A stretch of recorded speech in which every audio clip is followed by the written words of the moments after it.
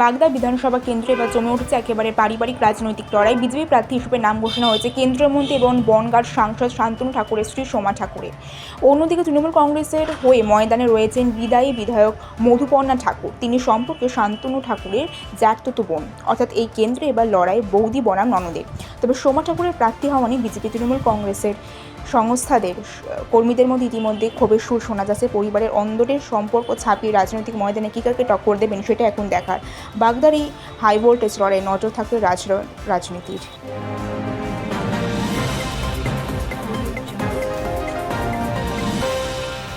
এবার মনোনয়ন জমায় আর কোনো বাধা রইল না এশিয়াডে সোনাজয়ী অ্যাথলেটিক স্বপ্না বর্মণের।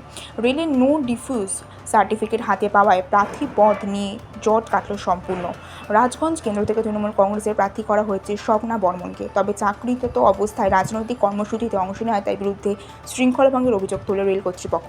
সেই জেরেই তাকে স্টাফ অ্যান্ড ওয়েলফেয়ার ইন্সপেক্টর পদ থেকে বরখাস্ত করা হয়। তবে শেষ পর্যন্ত রেলের তরফে নো ভিউ সার্টিফিকেট মেলায় মনোনয়ন জমা দিতে আর কোনো আইনি বা প্রশাসনিক বাধা রইল না। এখন দেখা খেলাধুলোর ময়দান থেকে রাজনৈতিক অঙ্গনে পা রেখে স্বপ্না বর্মণ কতটা সফল হন।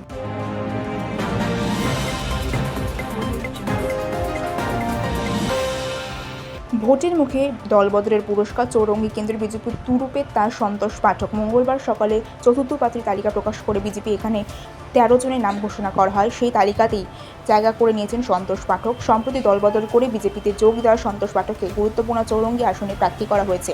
রাজনৈতিক মহলের একাংশের মতে প্রার্থী ঘোষণা দলবদলের পুরস্কার স্বরে অন্যতম গুরুত্বপূর্ণ এই কেন্দ্রে তাকে প্রার্থী করে বিজেপি বড় বাজি ধরেছে বলেই মনে করা হচ্ছে। এখন দেখার ভোটের ময়দানে সন্তোষ পাঠক কতটা প্রভাব ফেলতে পারেন।